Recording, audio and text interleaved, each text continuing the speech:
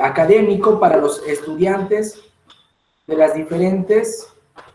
los diferentes grupos. Empezamos entonces colocando en el chat la lista de asistencia. Voy a estar haciendo el repaso. Leo y es como un presente para ustedes. Salma, Norma, Shirley Pamela, Mili, Dorcas, Keila Priscila, Verónica Isabel, Sharon Alexandra, Dorby Mabel, Shirley Catherine, Cristina Isabel, Gabriela Isabel, María Jesús, Gabriela Alessandra, Mariana Guaywa, Kira Nasira, Arlen Rodríguez, Yasmín Stephanie, Flavio García, Amparito Mori, Valery González, Leti Gretel, Luz Sarita, Cindy Yesenia, Maritza Isabel, Robert Rodríguez, Dayana Nicole, Luis Eduardo, Nicole Denise, Juan Diego y Darwin Rola. Chicos, muy buenos días y bienvenidos nuevamente, ¿sí? Aquel compañero que hasta ahora no ha podido conectarse y ustedes saben de él, perdón, escríbanle y díganle que tiene tiempo para ingresar justo hasta ahora, ¿sí? Porque ya empezamos la clase, vamos a compartir pantalla y no me va a dar el tiempo para estar saliendo de la clase, ¿sí? Entonces, chicos, empezamos. Confírmenme, por favor, si es que pueden visualizar la pantalla. ¿Se puede ver lo que está en la pantalla?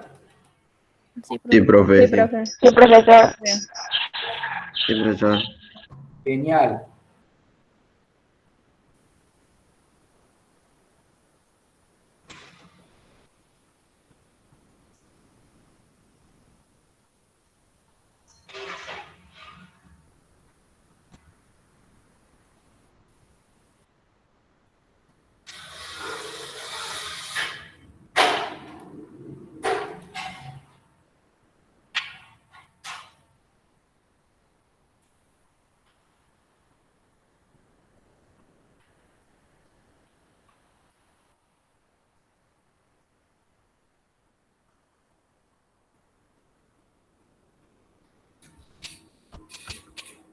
Muy bien, chicos, semana 3, bases biológicas del comportamiento humano. La lámina de inicio es una lámina que de arranque nos permite descubrir de qué es lo que vamos a hablar el día de hoy. ¿Qué es lo que ven ustedes en la mano de ese sujeto? En las manos. Un cerebro. Un cerebro, ¿verdad? Sí.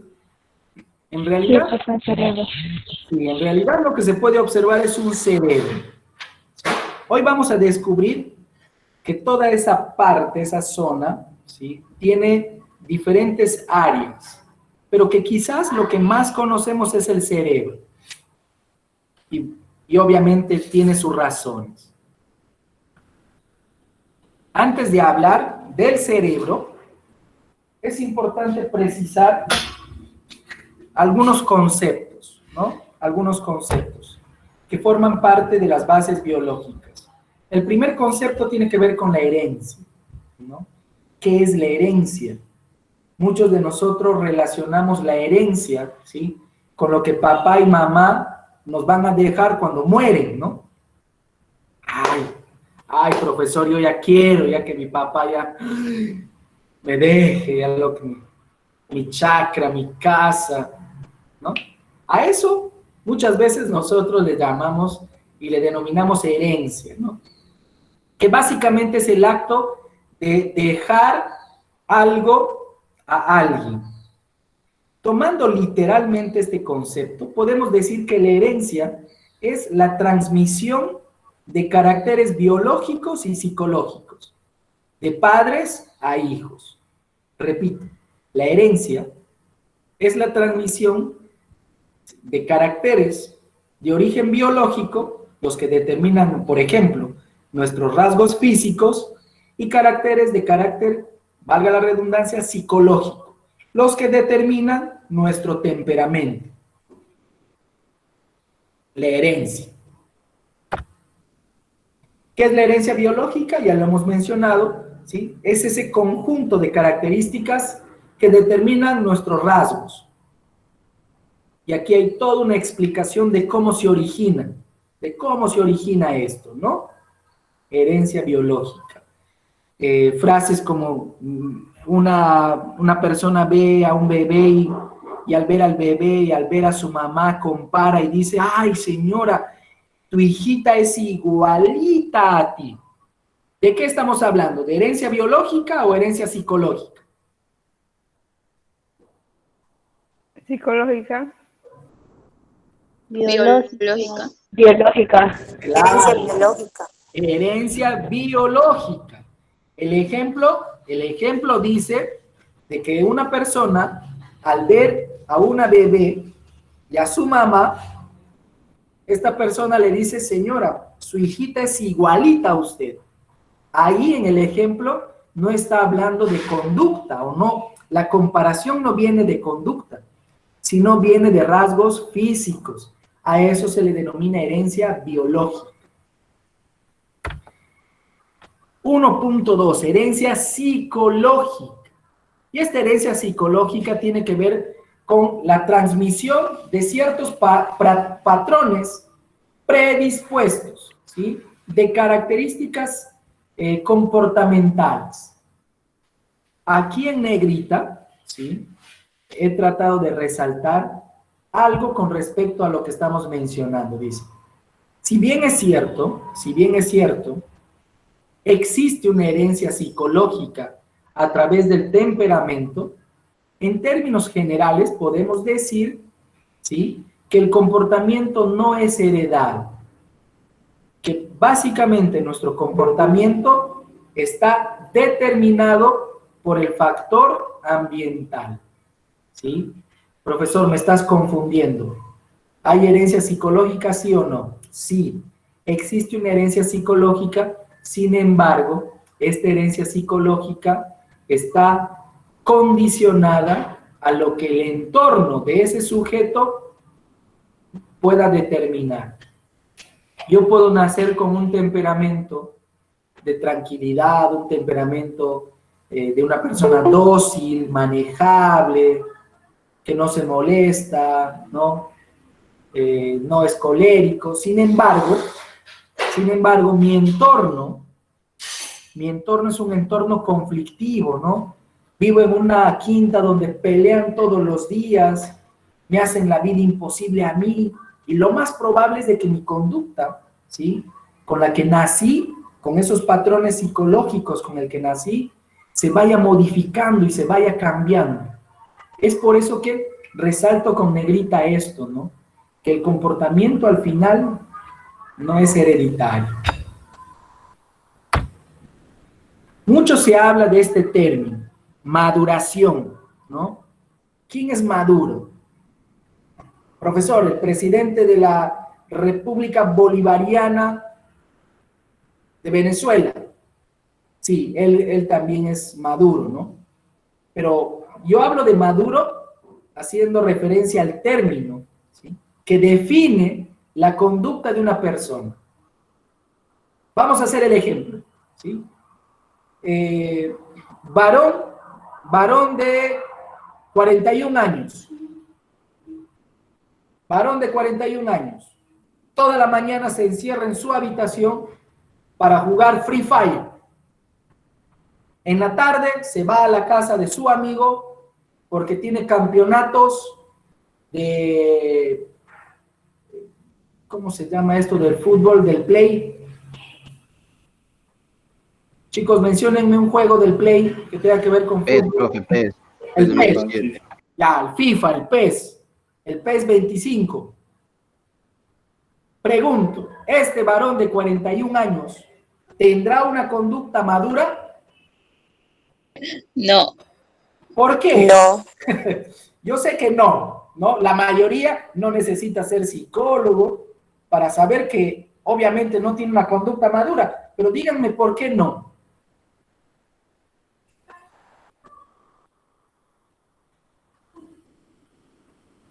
Porque tiene el comportamiento de un adolescente. Exactamente, ¿no? Yo quiero ayudar o reforzar esa idea. Profesor, porque tiene 41 años, ¿sí? Tiene 41 años y la conducta que él muestra es propia de un niño o de un adolescente que solamente piensa en jugar y jugar. No ha adquirido las responsabilidades propias de su edad. Aquí es preciso, chicos, preguntarse si es que la no adquisición de estas conductas propias de su edad se deben, ¿sí?, a factores traumáticos de índole psicológico o son cuestiones internas propias del sistema endocrino, ¿sí? Porque muchas de nuestras conductas se deben a la segregación o no segregación de ciertas hormonas y neurotransmisores. Estos afectan nuestra conducta, ¿sí? Por favor, que quede claro. Que quede claro. Existen patrones, ¿sí?, de conducta etapa tras etapa, pero no siempre vamos a formar parte de esos patrones. Uno, porque existen personas que, por ejemplo, este señor de 41 años empezó a trabajar desde los 9. Su papá abandonó a su mamá y cuando era niño, desde los 9 años empezó a trabajar y a trabajar. Se hizo adulto y vivió trabajando y trabajando para satisfacer las necesidades de su familia. Cuando ya llegó a los 40 años, ¿sí?, de la nada, como él señala, de la nada le dio por comprarse su PlayStation, por comprarse y poder agendarse, ¿sí?, de una habitación de videojuegos. Se hizo un gamer, ¿no? Pregunto, ¿tendrá algo que ver la experiencia que le tocó vivir en la niñez, en la adolescencia? Sí. Sí, de hecho, ahí hablamos de que la causa es psicológica. Pero este señor, cuando era niño, volvemos al ejemplo, supongamos que este señor cuando era niño jugó, cuando era adolescente se enamoró, se cayó, tropezó, le fue mal, en la juventud hizo una carrera, todo bien, pero a los 40 años, de la nada, empezó a tener algunas alteraciones en su conducta. Psicológicamente no hay nada que reprochar. Sin embargo, aquí es donde ya el análisis pasa por una cuestión interna. Y vamos a darnos cuenta entonces que la maduración también tiene que ver con el sistema endocrinológico. ¿Sí se entendió? Profesor, una pregunta. Sí. ¿Y tiene algo que ver, por ejemplo, cuando hay abuelitas que llegan a los 60, 50 años y como que les agarra un gusto por los jóvenes? ¿Eso tiene que ver también con la maduración o es parte de la mañosería? Gracias por preguntar. ¿Cuál es tu nombre? Norma López Correa. Norma, gracias por preguntar y por utilizar estos términos, ¿no?, de mañosería. En realidad, el análisis puede pasar, ¿sí?, y la respuesta también por estos dos enfoques. Puede que sea un tema psicológico, puede que esta abuelita o esta persona adulta mayor haya quedado fijado, ¿sí?, en los jóvenes, así como ella, también los varones se fijan en las adolescentes. Ya esto pasa por un tema de mañosería, ¿no?, como tú lo dices. Pero más que mañosería, ya es un tema psicológico, ¿no? Que ahí hay un trasfondo. Básicamente ese trasfondo es vacíos afectivos. Los vacíos afectivos llevan a la persona, ¿sí? Yo siendo adulto, en fijarme en una adolescente, ¿no? Yo siendo adolescente, en fijarme en las personas adultas y verlas como una opción en mis relaciones sexuales. Ojo, no estoy hablando solo de coito, estoy hablando de relaciones sexuales en general, ¿sí? Pero Norma también puede de que esta persona adulta mayor, como tú pones en el ejemplo, tenga alguna alteración a nivel endocrinológico. Puede de que algunas glándulas no estén segregando, ¿sí?, de manera normal, porque eso es lo que sucede también, ¿sí?, las hormonas en su cantidad adecuada, ¿sí? Eso también es lo que puede pasar. ¿Está bien, Norma? Ok, profesor, entiendo. Genial. ¿Alguna pregunta más, chicos, chicas? Gracias por preguntar. Me hace muy feliz el hecho de que participen. Muy bien, pasamos entonces a la siguiente lámina. Y ahora sí, vamos a entrar de lleno ya a los conceptos, ¿sí?, que he traído para el día de hoy. ¿Qué es el sistema nervioso? ¿No? Como concepto, decimos que el sistema nervioso es una estructura grande, muy grande, ¿sí? Es una estructura muy grande que tiene tres funciones principales. La primera, la sensitiva, y es una función que permite al ser humano detectar, recepcionar todo tipo de estímulo, ya sea del ambiente exterior o del propio organismo. A esos llamamos estímulos internos y estímulos externos. ¿Cómo son captados estos estímulos? A través de los diferentes órganos sensoriales que están en todo nuestro cuerpo, ¿sí? En todo nuestro cuerpo.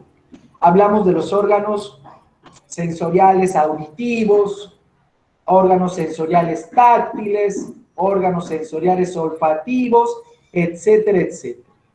Estos órganos, ¿sí?, al ser captados, son emitidos como un impulso nervioso, como una reacción bioquímica al cerebro, ¿sí? Y es el cerebro el que se encarga de ejecutar todo un proceso para darle significado. Cuando ya está debidamente clasificado, cuando ya está debidamente, ¿sí?, conceptualizado, ese impulso, se emite una orden. Y esta orden lo que genera es el segundo proceso, denominado la motilidad. Este segundo proceso lo que hace es ejecutar movimientos, ¿sí? Escuchen bien estos conceptos porque al final los vamos a asociar con un ejemplo, ¿ok? Segundo proceso, entonces, ya cuando el impulso nervioso ha sido debidamente codificado, clasificado, ya tiene un concepto, lo que hace nuestro sistema nervioso es darle orden, darle movimiento. A eso se le denomina motilidad. Y por último, el tercer proceso tiene que ver con el manejo y el trabajo en equipo de los dos procesos iniciales. A este proceso se le denomina coordinación. Y básicamente la coordinación, ¿sí?, es la acción paralela o la actividad paralela del proceso sensibilidad y el proceso motilidad. ¿Ok? Cuando hablamos de coordinación como proceso, hablamos de que ambos procesos anteriores funcionan de manera simultánea, pero aquí ocurre algo más. Este proceso de coordinación lo que hace, ¿sí?, es garantizar la ejecución y la posterior satisfacción de ese impulso nervioso. Repito, este proceso final de coordinación, ¿sí?, lo que busca es darse cuenta de que ese impulso nervioso, como orden, se ha ejecutado y que además ha generado satisfacción en el organismo. que ha llegado a cumplir el proceso. Vamos a hacer un ejemplo y vamos a agrupar estos tres procesos. A ver, el ejemplo dice así. Esta es una persona de 16 años que sale a la calle un día soleado aquí en Tarapoto, como siempre casi es, ¿no? Son 12 del mediodía, y este sujeto está caminando por la plaza de armas, ¿sí? En cualquier plaza de nuestra selva querida, de nuestra región San Martín, si queremos ser más específicos, ¿verdad? Entonces, lo que va a ocurrir es de que el sistema nervioso va a empezar a trabajar sin que nosotros nos demos cuenta, ¿sí? Los poros de nuestra piel, ¿sí? Nuestra dermis, van a empezar a sentir un estímulo externo muy fuerte. ¿Cuál es? 12 del mediodía, en la selva peruana. ¿Cuál es ese estímulo externo? Caminando por la plaza. ¿Quién me ayuda?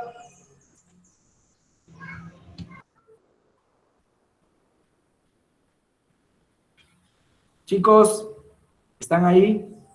La motilidad del movimiento. No. Lo que quiero ¿Calor? Exactamente. Calor.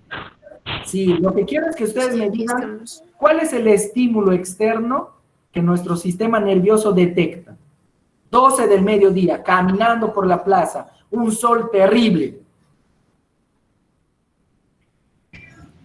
El calor. Sí, El calor, profesor.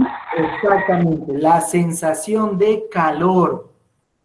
Esa sensación de calor, ese significado que nosotros le damos a ese clima, a eso se le denomina calor y eso forma parte del primer proceso. Hasta ahí nuestro sistema nervioso trabajó muy bien y ha detectado y le ha dado significado a ese estímulo externo, calor. Siguiente proceso. Como hace mucha calor, lo que hace este chico, ¿sí? De 16 años que está caminando por la plaza, es abrir su sombrilla y tender su sombrilla. ¿Sí? ¿Qué es lo que ha hecho? Chicos, el sistema nervioso, ¿sí? Como función, ha desarrollado el segundo proceso. ¿Cuál es el segundo proceso? Que nuestros músculos, ¿sí? Han ejecutado un movimiento propiciado por el calor, ¿sí? O por la calor, no sé, como ustedes quieran llamarlo, ¿sí? ¿Ok? ¿Sí se entiende? Sí, yo sé Sí, que, profe. yo sé que se está... Sí, profe. Entonces se ha cumplido el segundo movimiento, ¿ok? Nuestro cuerpo ha ejecutado una orden inmediata ante esa sensación. Se ha puesto bajo sombra, ha bebido agua, no sé, se ha hidratado, etcétera, etcétera. El segundo proceso, ¿sí? Ya es la coordinación. Y esta coordinación es la verificación de esa orden. ¿Y cómo nos damos cuenta que se ha cumplido el tercer proceso? Cuando nuestro sistema nervioso hace, por ejemplo, si ha bebido agua, hace, ¡ah! ¡Qué rico! ¿No? Y ha satisfecho una necesidad que se creó por ese impulso o por ese estímulo externo, llamado calor, ¿sí? Entonces, aquí en este ejemplo podemos ver los tres procesos. La detección del estímulo, posteriormente la concepción de ese estímulo, seguido del movimiento, la ejecución provocado por ese estímulo y finalmente la satisfacción y la verificación de esa actividad que denominamos motilidad. ¿Ok? Hasta ahí, chicos, ¿alguna pregunta? ¿Sí se entendió esto? En términos generales, es así como trabaja nuestro sistema nervioso. ¿Está claro? Sí, profe, No, sí, claro. profe. Sí, profesor. Ah, pues, profe. Miren, este ejemplo que yo les he dado, ¿sí? Se puede contextualizar para todo. Para un ejemplo de satisfacción de sed, de hambre, para un ejemplo de deseos corporales, físicos, sexuales. Esto se puede contextualizar a cualquier funcionamiento. Sistema nervioso. Pasamos a la siguiente lámina. Y vamos a ver, ¿sí? Yo quiero, chicos, que por favor analicen esta lámina, ¿sí? Analícenla. Tienen 2 minutos para analizar. Y antes de pasar, quiero que me hagan preguntas del análisis que ustedes están hecho, que ustedes están haciendo. 2 minutos, por favor.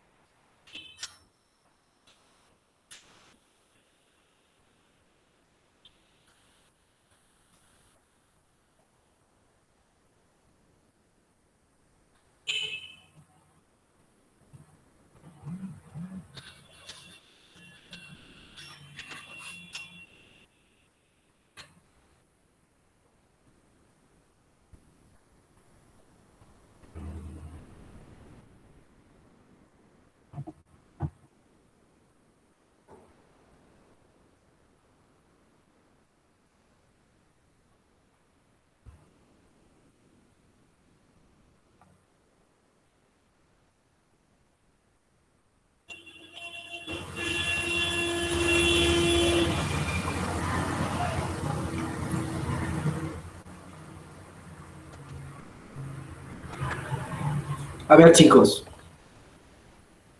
¿qué les dice este esquema? ¿Qué les dice esta lámina? Vamos a participar, ¿sí? A ver quién se anima.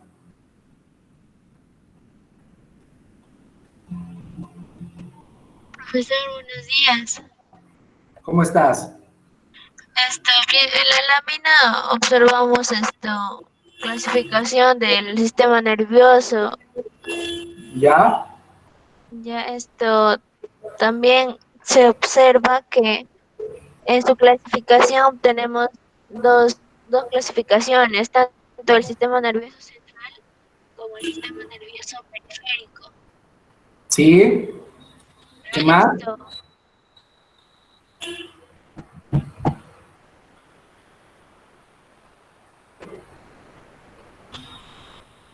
Muy bien, sí, excelente, excelente participación, sí.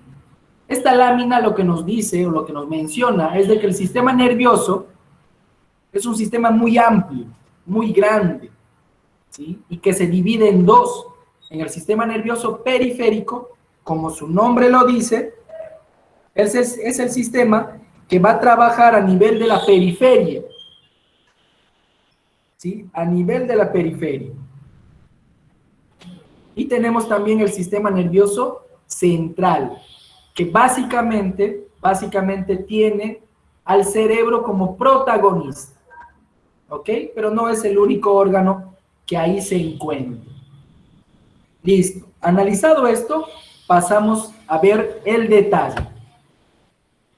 Cuando hablamos del sistema nervioso periférico, hablamos, ¿sí?, de funciones del sistema nervioso, ¿sí?, que tienen que ver con la corteza cerebral. ¿Okay? Estas funciones pueden ser de contracción muscular o relajación. Y está muy ligado al sistema nervioso autónomo. Sin embargo, también existe dentro del sistema nervioso periférico el sistema nervioso somático, que es el sistema que va a definir de dónde a dónde se van los impulsos nerviosos.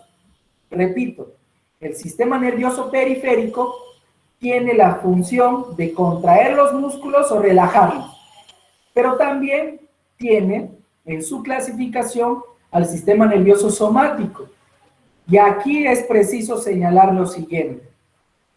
Dentro del sistema nervioso somático existen los nervios sensitivos aferentes y los nervios sensitivos eferentes.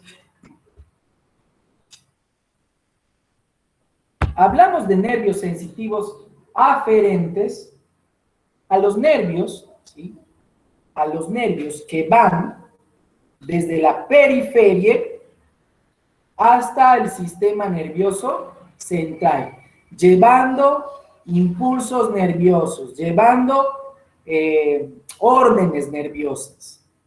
Repito, la vía aferente es el conducto que transmite los impulsos nerviosos desde afuera hacia adentro.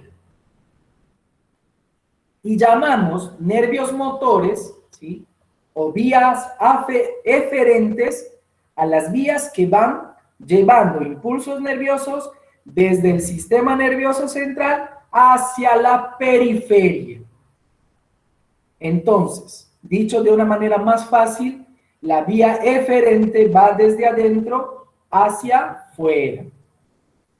Es importante que ustedes sepan esto porque forma parte del sistema nervioso somático y a su vez del sistema nervioso periférico, ¿sí? La conducción de los impulsos gracias al sistema nervioso somático.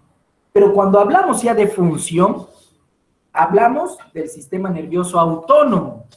Y aquí hay dos nombres que nos llaman mucho la atención. Hablamos del sistema nervioso simpático y del sistema nervioso parasimpático.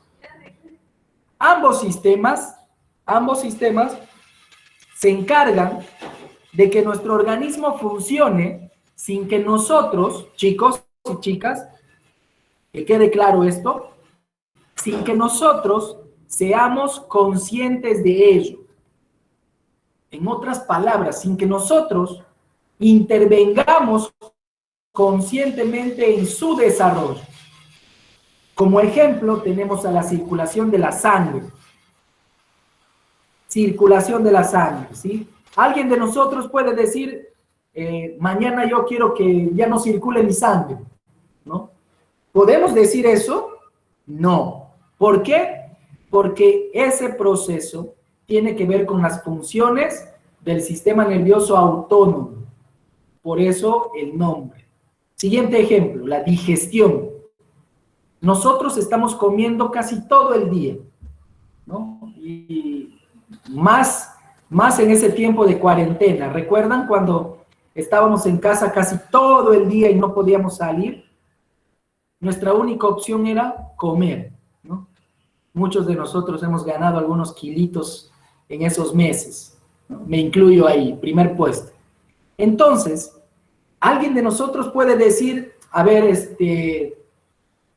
intestino grueso, no quiero que hagas tu trabajo el día de hoy, descansa ya y solamente vas a trabajar intestino delgado. No, eso es algo irracional, ¿no? Descabellado. La digestión forma parte de un proceso independientemente a la decisión consciente del sujeto.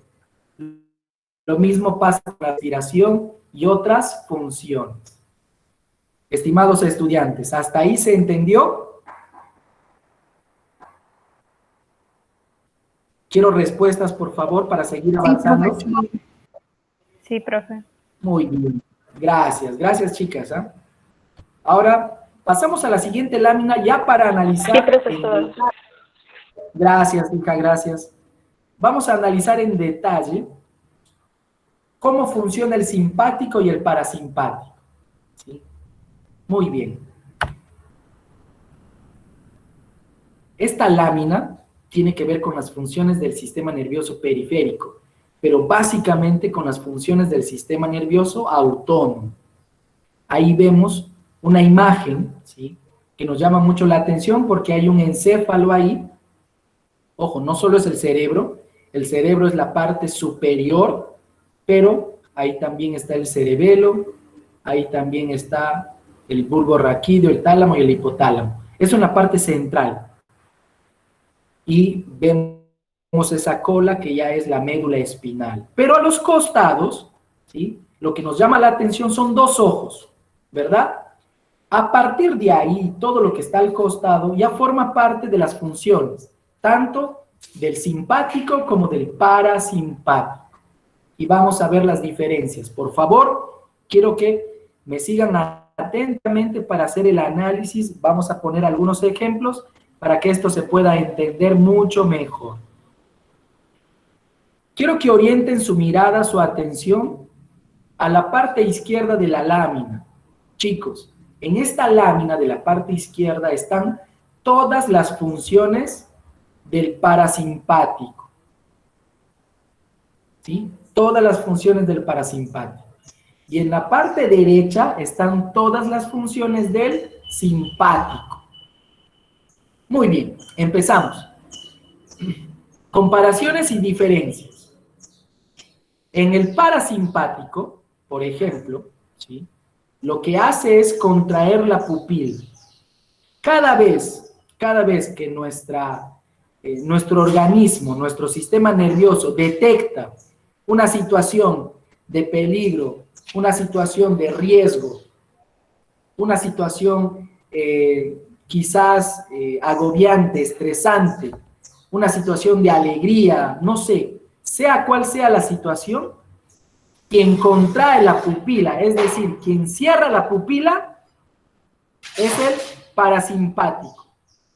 Repito, quien contrae, es decir, el acto de cerrar la pupila, es el parasimpático. Sin embargo, y en contraposición, el simpático lo que hace es abrir la pupila, dilatar la pupila, ¿sí? La dilata. En un ejemplo de sorpresa, por ejemplo, ¿no? Tú acabas de ver algo que te sorprende, lo que haces es dilatar la pupila, gracias al simpático. Siguiente ejemplo, volvemos al parasimpático.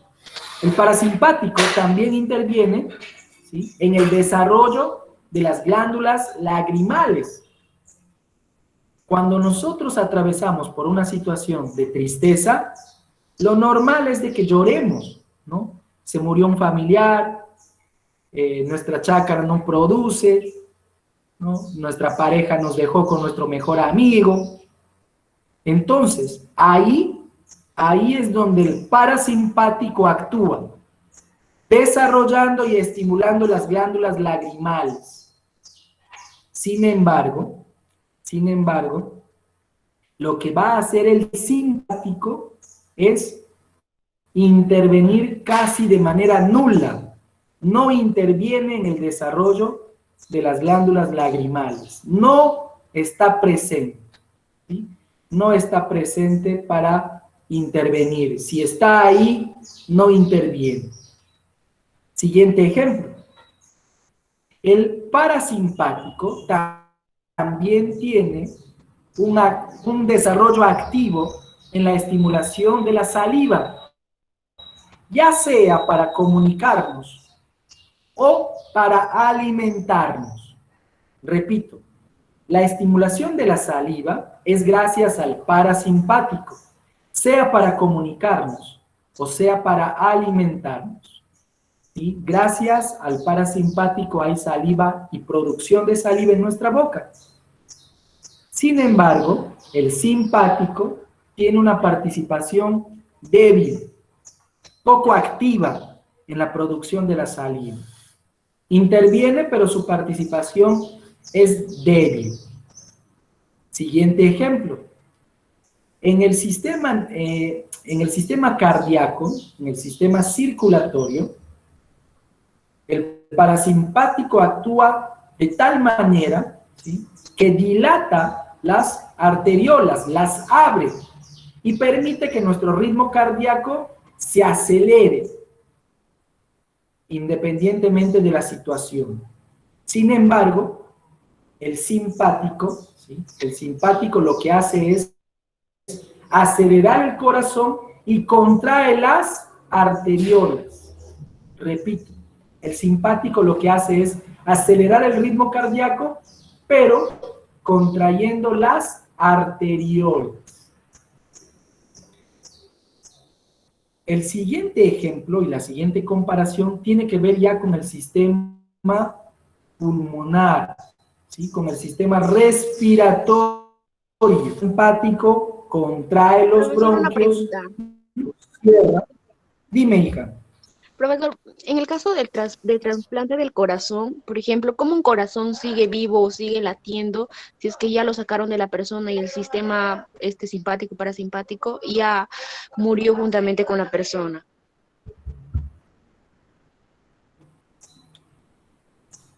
Hija, ¿me estás diciendo que la persona ya falleció? No, Sin embargo, profesor, el corazón todavía sigue funcionando. no, profesor, en el caso del trasplante de corazón, he visto que los Ah, transportan en... trasplante. Ya.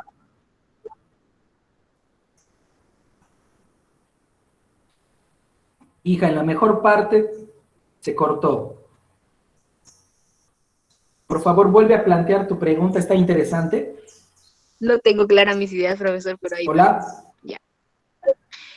Por A ver. ejemplo, en el trasplante de corazón, he visto una noticia hace mucho tiempo que trasladan un corazón de una persona que supuestamente ya falleció hacia Lima, que lo van a trasplantar a un niño que necesitaba justamente de ese corazón, y creo que la persona murió en Puno y sin embargo lo transportaban en cajas especiales. Ah, muy interesante, ¿verdad? Uno de los órganos, ¿sí? Uno de los órganos que quizás por primera vez tuvo éxito a la hora de hacer los trasplantes fue el corazón. Gracias a su capacidad de soportar el transporte, como mencionas, y también el tiempo de espera, ¿sí? Lo que pasa es que con el corazón, el corazón es un órgano que permite, ¿sí?, que tiene esa flexibilidad de poder adaptarse a cualquier organismo. Y su funcionamiento, pese a que la persona que ya falleció, su funcionamiento aún tiene un tiempo de vida. Esto permite, entre otras cosas, realizar procesos de trasplante casi al 100%, con éxito. A diferencia, por ejemplo, del trasplante de cerebros, ¿no? ¿Se imaginan esto? Es sumamente complicado hacer esto, ¿no? Profesor, Sumamente complicado. Ya, y cuando una persona muere, ¿quién muere primero, el cerebro o el corazón? Buena pregunta. Abrimos los micrófonos para que los compañeritos participen. Este es el corazón. A ver, ¿quién dice otra cosa? El cerebro.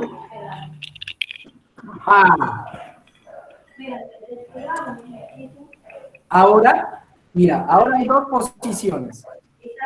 Compañeros que creen que el corazón y compañeros que creen que el cerebro, ¿sí?, es el primero en morir. Ahora yo quiero que me fundamenten. ¿Por qué dicen el corazón y por qué el cerebro?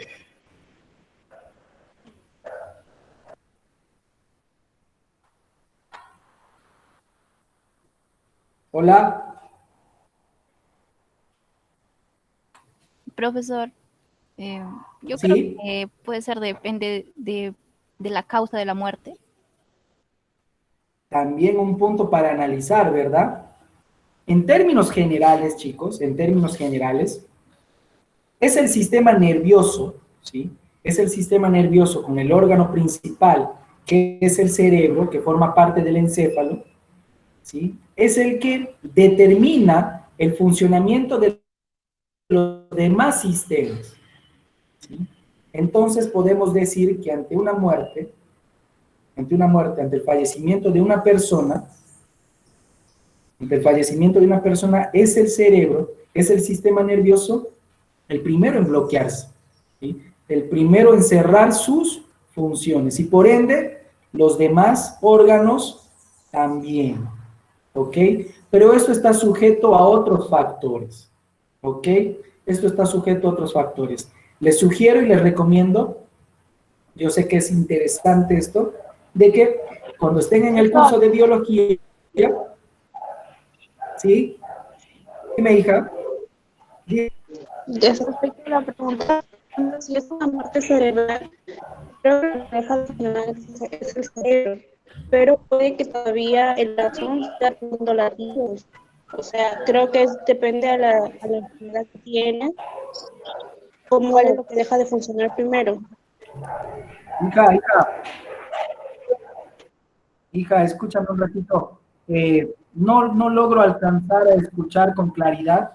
No sé si soy yo o es mi señal, pero no sé si puedes volver a repetir lo que mencionas. Ya, miren. Se te escucha entrecortado. Entonces, ¿sigue entrecortado? Yo lo entendí, profesora. Yo prefería de que cuando es un problema, un derrame cerebral, o tal vez mueran por aneurisma, lo primero que deja de funcionar es el cerebro. Pero hay un reportaje que dice que todavía el corazón puede seguir latiendo. Y otro depende del tipo de enfermedad que tenga. Es ahí donde le ponen en cuidados intensivos. Por eso, ¿no? Como les decía, ¿no? Como les decía, nuestro organismo puede estar en un estado vegetativo, ¿sí? Es decir, un estado prácticamente de muerte cerebral. Sin embargo, algunos órganos siguen funcionando, como el corazón, y esto no permite de que esa persona, pues, ya fallezca definitivamente, ¿sí? Entonces, va a depender de muchos factores, como decían sus compañeritos, va a depender de las causas del fallecimiento de la persona, va a depender de las circunstancias que rodean a ese fallecimiento. Entonces, esto es un tema muy complejo. A ciencia cierta, quizás, definitivamente no hay cosas bien claras ya estandarizadas, pero la ciencia, la tecnología nos va ayudando y nos va permitiendo establecer esto, ¿no? Los trasplantes han sido un claro ejemplo de que existen algunos órganos dentro de un organismo ya prácticamente inerte, existen algunos órganos que sí pueden salvar la vida de otras personas. Gracias a los trasplantes, entonces, podemos ver y descubrir que el corazón es uno de esos órganos, ¿no? Que sí puede ayudar a otras personas, incluso cuando este órgano ya pertenece a un organismo a punto de fallecer o ya fallecido. ¿Se entendió esta parte? Chicos, Sí, ¿está claro esto? Genial, genial. Muchas gracias por este espacio de preguntas. Me parece muy bien. Entonces, continuamos con el sistema nervioso. Vamos a ver aquí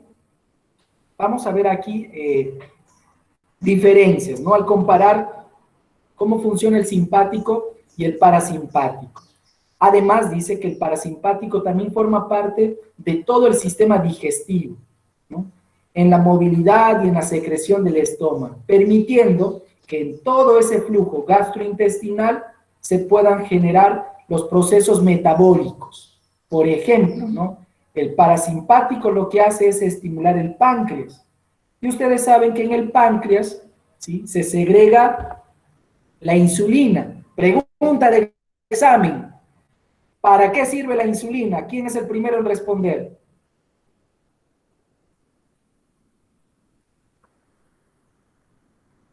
Hola, ¿están ahí? ¿Regula la glucosa en sangre? Reduce la glucosa. ¿Cómo?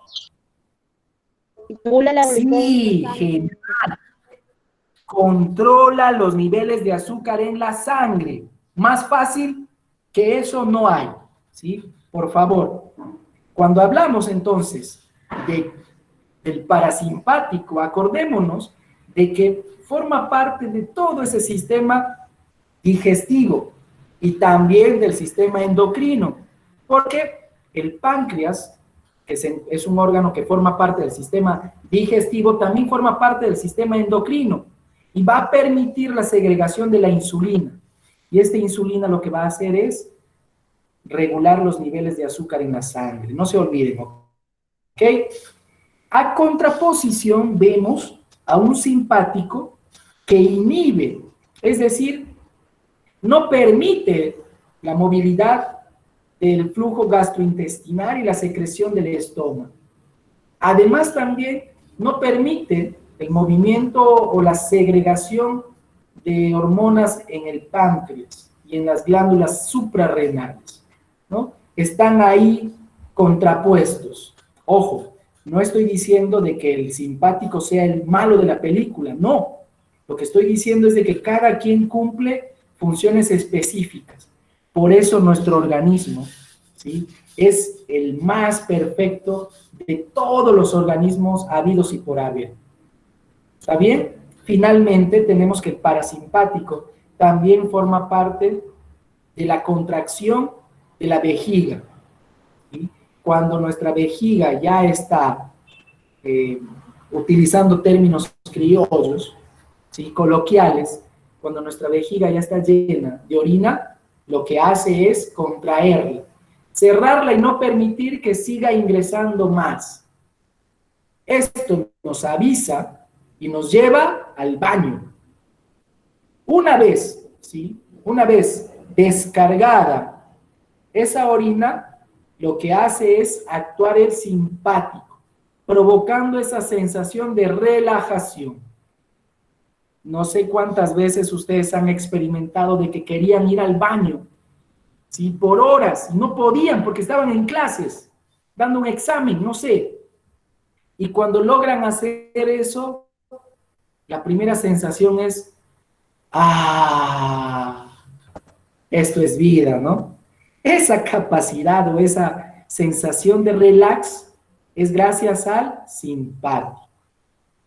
Para terminar esta lámina, también es preciso señalar que el sistema nervioso autónomo forma parte también del sistema reproductivo, forma parte, ¿sí?, de la estimulación y de la estimulación en la erección y de la estimulación a la hora de eyacular.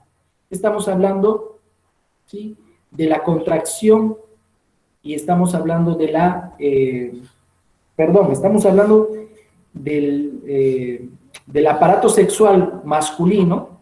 Cuando es estimulado, se erecta gracias al parasimpático, y estamos hablando también de que cuando ya ha sido estimulado de manera continua, lo que va a provocar es la eyaculación, gracias al simpático. ¿Ok? Chicos, ¿alguna pregunta hasta aquí?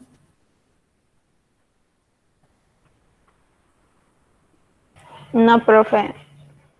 Todo bien, Muy profe. bien. Genial, genial. Vamos a avanzar. Todo bien, Entonces, profe. ahora, vamos a ver ya en detalle el sistema nervioso central. Ya vimos el periférico, ya sabemos que el periférico está compuesto por el autónomo y por el somático. El somático tiene que ver con las vías aferentes y las vías eferentes, ya. También el periférico tiene que ver con el autónomo, con las funciones que el ser humano no son conscientes. Tiene que ver con la contracción muscular o con la dilatación, ¿ok? Y ahí están inmersos el simpático y el parasimpático. Dejamos atrás eso y nos metemos de lleno en el sistema nervioso central, ¿ok? Cuando uno visita una ciudad, chicos, ¿qué es lo primero que quiere visitar?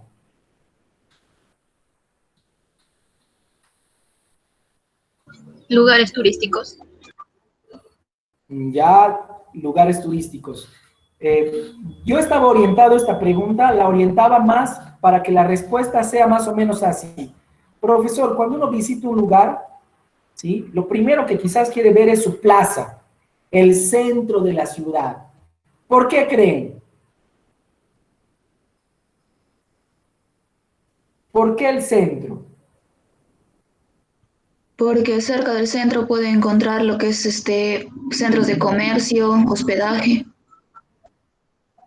Sí, comercio, Porque supuestamente es lo más atractivo de la ciudad. hospedajes, restaurantes. Sí, chicos, esa percepción que ustedes tienen de un lugar y el es la percepción que yo quiero que le den para analizar, porque es en este lugar donde se encuentran los órganos más importantes y que van a permitir el funcionamiento, repito, consciente. Con esto no estoy minimizando el sistema nervioso periférico, simplemente estoy resaltando, ¿sí?, que aquí en este sistema nervioso central está el funcionamiento consciente más importante de todo nuestro organismo. ¿Ok? Y listo. Y este sistema nervioso central se divide en médula espinal y en encéfalo. Pregunta de examen.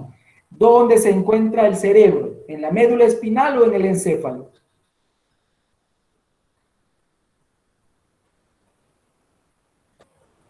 Encéfalo. El encéfalo.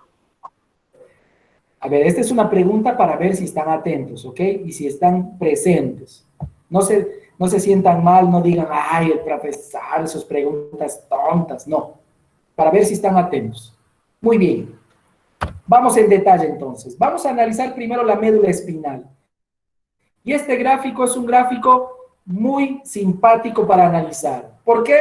Porque nos permite ver la relación del encéfalo con la médula espinal, ¿sí? Esa relación que existe entre el encéfalo y la médula espinal. Ambos forman parte del sistema nervioso central. ¿Pero qué es la médula espinal? La médula espinal, si ustedes ven en la imagen, va desde el nervio cervical hasta la cola de caballo, hasta terminar la cola del caballo.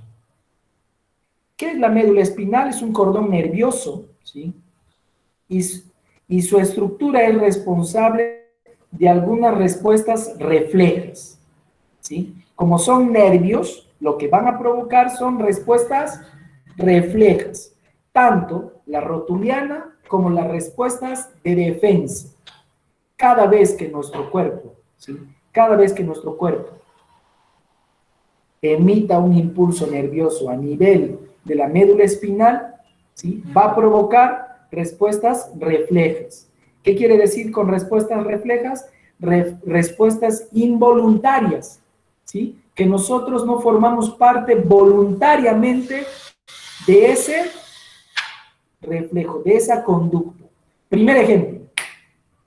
Cuando nosotros queremos poner a prueba el reflejo rotuliano, lo que hacemos es sentarnos en una silla y que nuestra pierna, ¿sí?, nuestras piernas no estén sujetas al suelo. Es decir, que exista una cierta distancia entre mis pies y el suelo. Estoy sentado, viene alguien y con un martillo rotuliano, que es un martillo pequeñito, golpea nuestra rótula. ¿Qué es lo que va a provocar? Lo que va a provocar es una respuesta inmediata, involuntaria, y es que nuestra pierna se va a levantar, ¿no? Así que se levante al ser la rótula golpeada, se va a levantar como si estuvieras pateando. A eso se le denomina reflejo rotuliano, ¿ok? Reflejo rotuliano. Y también, ¿sí?, se activan las respuestas reflejas de defensa. Estas respuestas se activan cada vez que nuestro organismo, cada vez que nuestro sistema nervioso central se encuentre en una situación, ¿sí?, de riesgo, de peligro, o sea, la situación que sea. La médula espinal. Va a ser importante importante en la medida que encontremos la relación a partir de la ubicación. Pasamos a la siguiente lámina para ver eso, ¿ok? No se olviden, médula espinal, vean dónde se contacta, por qué áreas se relacionan. Ya hemos visto la médula espinal, ya hemos analizado que básicamente su funcionamiento son actos reflejos. Vamos a ver ahora el encéfalo. El encéfalo, ¿sí?, está constituido por el cerebro, por el cerebelo y por el tronco encefálico. El tronco encefálico a su vez se divide en tres, ya vamos a ver a continuación, ¿sí?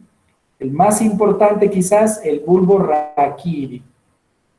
Chicos, el encéfalo, ¿sí?, contiene al cerebro, contiene al cerebelo y al tronco encefálico. Analicen muy bien el cuerpo rojo, ¿sí?, con arterias, con cisuras, con circunvoluciones, ¿sí?, es el denominado cerebro. El cuerpo celeste, en la parte baja, es el cerebelo. Este cuerpo calloso, ¿sí?, de color naranja, es el tronco encefálico. Este cuerpo calloso, ¿sí?, de color púrpura, morado, como quieran, lila, contiene a la subcorteza cerebral, que está conformada por el tálamo, el hipotálamo y el sistema límbico. Todo eso forma parte del encéfalo. Ahora vamos a ver en detalle, ¿sí? Y vamos a analizar primero el tronco encefálico. Cuando yo les preguntaba cuál es el área que conecta al encéfalo de la médula espinal, la respuesta es el bulbo raquídeo, ¿sí? El bulbo raquídeo, eso lo ven en la imagen de la lámina izquierda. En la parte inferior de esta lámina vemos al bulbo raquídeo. Es tan importante esta área porque va a conectar, ¿sí?, los impulsos que son traídos desde la médula espinal y se llevan hasta el sistema nervioso central, básicamente al cerebro. Pregunta de examen: ¿cuál es el área que conecta la médula espinal con el encéfalo? La respuesta, el tronco encefálico. La respuesta más específica, el bulbo raquídeo. El bulbo raquídeo pertenece al tronco encefálico. Muy bien. Esto lo podemos ver gracias a la visión lateral. La visión anterior, ¿sí?, es decir, un corte diferente del encéfalo, nos va a permitir ver que existen los nervios, desde el nervio oculomotor hasta el nervio espinal.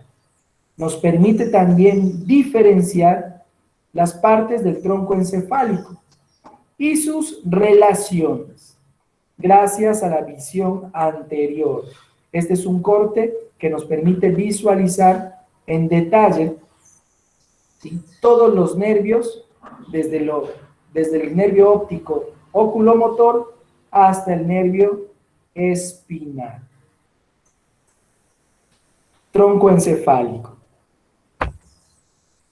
Ahora vamos a ver quizás la parte que menos importancia le hemos dado a la hora de estudiar, el sistema nervioso. Y nos vamos a dar cuenta, chicos, con un ejemplo de que esta parte es importantísima. El cerebelo. Les presento al cerebelo. Es la parte inferior que es como si estaría conteniendo al cerebro, ¿sí? Y literalmente las funciones que tiene son de contención y permiten, entre otras cosas, que el ser humano, ¿sí?, el ser humano sepa y esté coordinando los movimientos de su cuerpo, ¿sí?, y que estén en perfecto equilibrio. Ejemplo, abrimos los micrófonos. ¿Alguien me puede decir qué ocurre con una persona que ha bebido alcohol?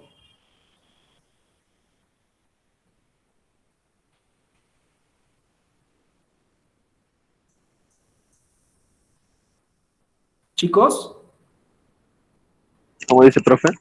¿qué ocurre con una persona que ha bebido alcohol? Se ha bebido unas 2, 3 copas, 5, 6 copas. Mareos. ¿Ah? Mareos. Mareos. ¿Qué Se más? emborracha. Claro. Cuando la policía le interviene a este sujeto en estado aparente de ebriedad, una de las pruebas más usuales y más comunes es trazar una línea y el policía, el efectivo policial le dice: señor, por favor, camine por encima de la línea. ¿Qué creen que va a pasar si esa persona está ebria? No controla su equilibrio. Va a caminar, pero por cualquier parte menos por encima de la línea. ¿Sí? Entonces, chicos, a partir de ahora ya sabemos también que es el cerebelo, ¿sí?, el que le da al sistema nervioso la capacidad de equilibrio, tanto en el movimiento coordinado como en la postura del cuerpo. ¿Sí? Una lesión a este nivel produce la pérdida del tono muscular, por ejemplo. ¿Sí? La masa muscular ya no tuviese la misma proporción, entre otras cosas. El cerebelo. Finalmente, ya estando en hora, antes de que puedan desarrollar su cuestionario, vamos a hablar del órgano más importante del sistema nervioso, el cerebro. Controla la mayoría de respuestas desde el organismo, ¿sí?, desde los movimientos más simples hasta los más complejos. Dice que es el soporte material de los procesos psíquicos superiores. ¿Cuáles son esos procesos psíquicos superiores? La capacidad de aprender, nuestra inteligencia, nuestra capacidad de pensar y de razonar, y también la capacidad de articular un lenguaje entendible. Chicos, cuando nuestro cerebro sufre un golpe, una lesión, justamente lo que se pierde es eso. Muchas personas dejan de hablar, pierden el habla, pierden la capacidad de razonar. Entonces, de todas las áreas del cerebro, el órgano más importante, que más cuidado debe de tener, sin duda, sin duda. Así que hay que tener cuidado. El cerebro, a su vez, se divide en la subcorteza cerebral y en la corteza cerebral. Llamamos corteza cerebral a la parte superior. Llamamos subcorteza a lo que está dentro del cerebro. La corteza cerebral, para un mejor estudio y un mejor análisis, se ha dividido en áreas funcionales, ¿sí?, sensitivas, motoras y asociativas.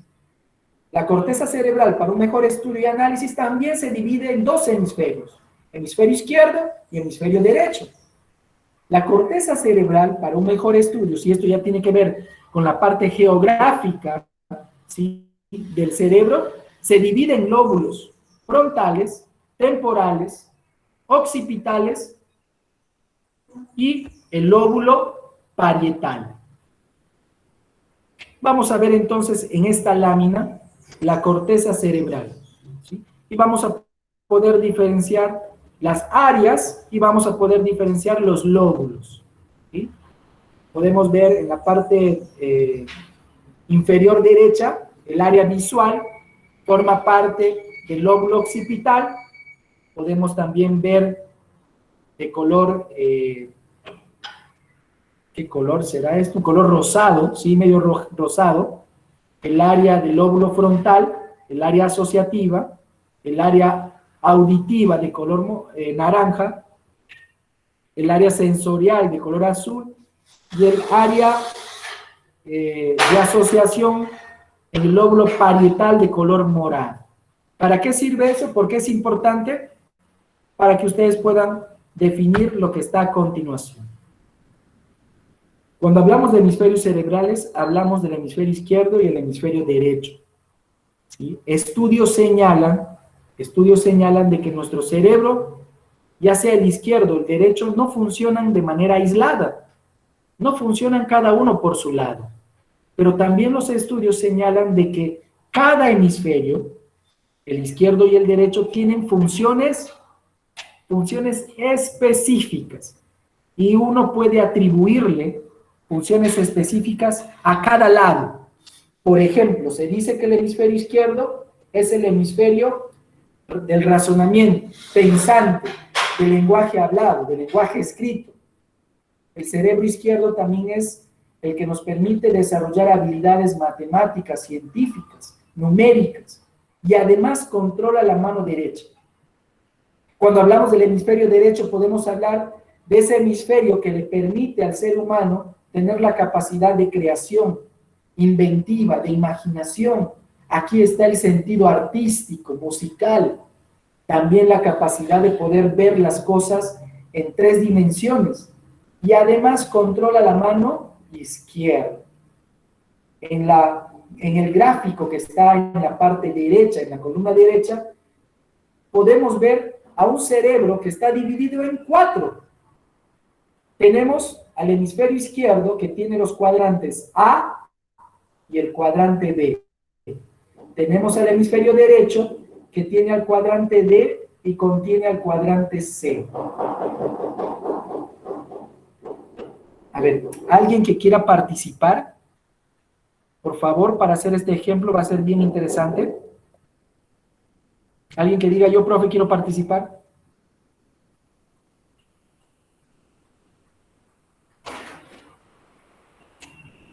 Chicos, ¿están ahí? Aquí, profesor.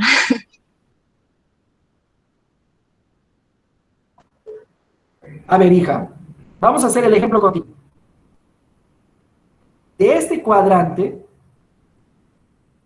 perdón, de estos cuadrantes, ¿cuál es el que tú dominas más? ¿Cuál es el que tiene dominio? El cuadrante ¿El A, el B, el C o el D? ¿De acuerdo? El cuadrante ¿Perdón? D. El cuadrante B. El cuadrante B dice que pertenece al hemisferio izquierdo y por ende este hemisferio y este cuadrante es un cuadrante cauteloso, analítico, ¿sí? Evaluador. Antes de dar un paso, lo piensa. Es un cuadrante disciplinado, ordenado, ¿sí? Que planifica sus cosas, muy organizado. ¿Okay? Este cuadrante B entonces domina esta parte del cerebro izquierdo y permite que el ser humano tenga esas características. Además de esto, ¿qué otro cuadrante tienes dominante? El último, la D.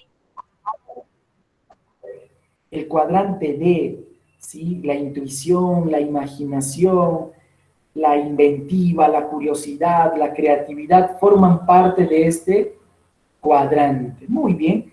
Así cada uno puede hacer su ejercicio y darse cuenta de cómo funciona nuestro cerebro a nivel de hemisferios. ¿Ok?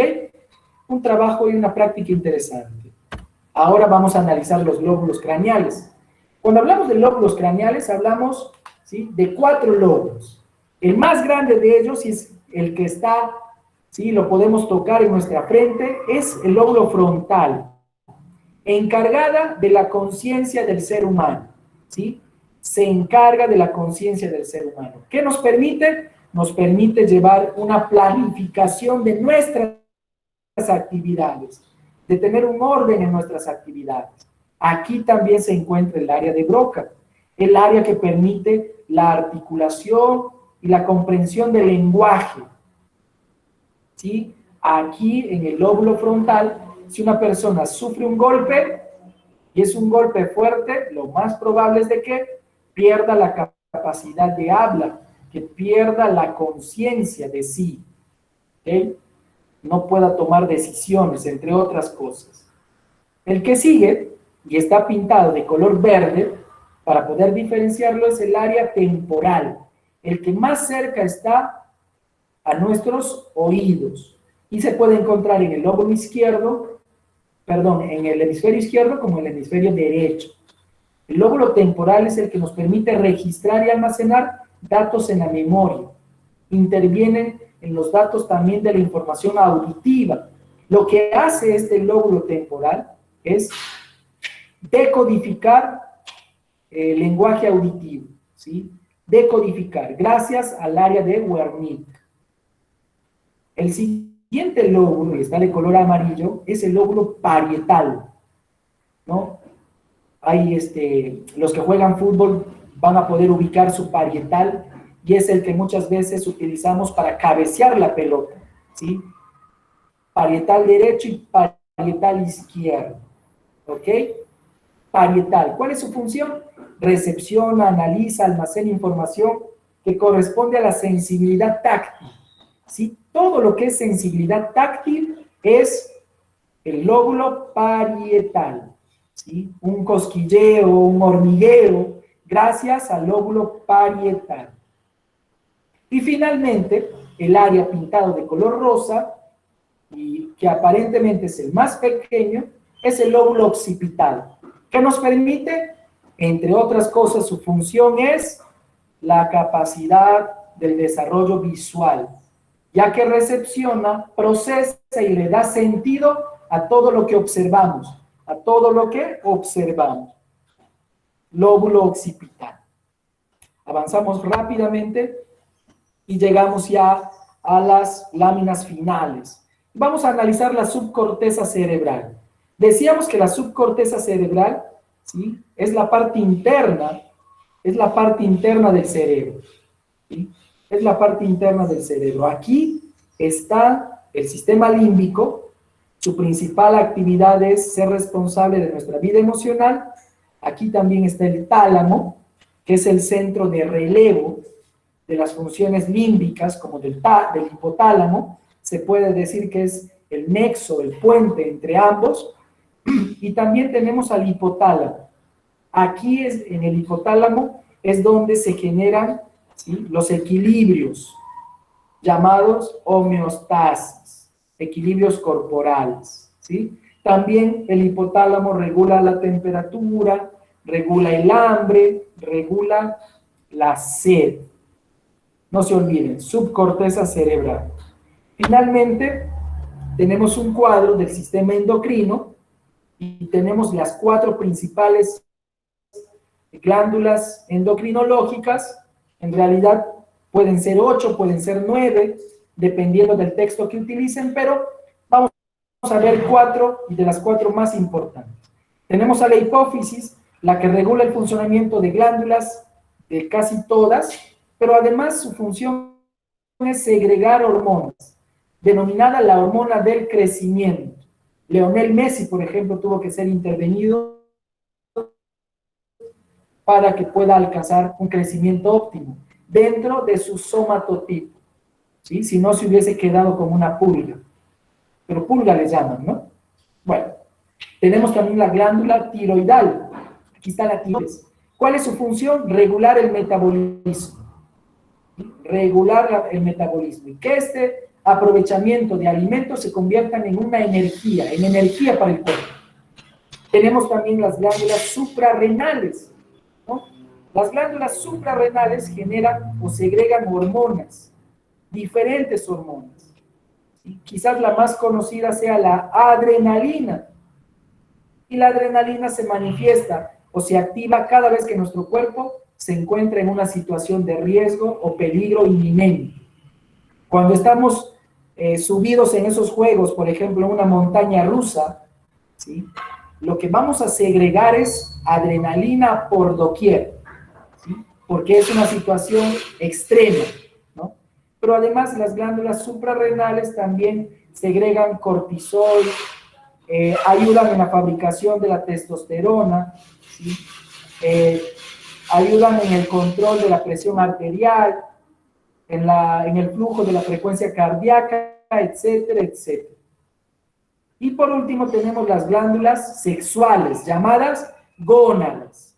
Estas glándulas sexuales lo que van a segregar son la testosterona en los hombres y la progesterona en las mujeres.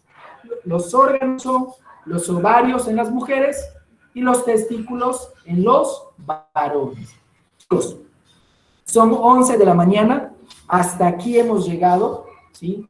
Yo les agradezco por su atención, que tengan un muy buen día y nos vemos la próxima semana. Quiero dejarles el cuestionario. Aquí está del 1 al 5, debidamente con sus respuestas. Cópienlo para que puedan reforzar sus estudios, su aprendizaje en casa.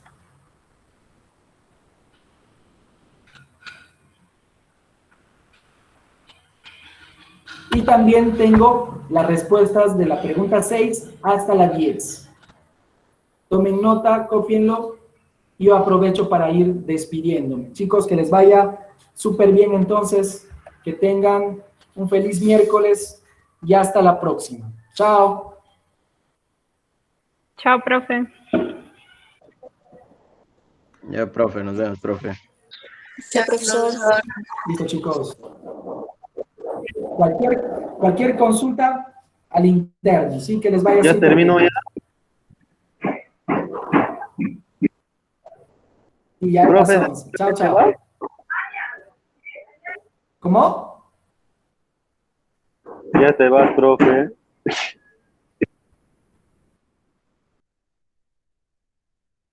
Que tenga un buen día, profe.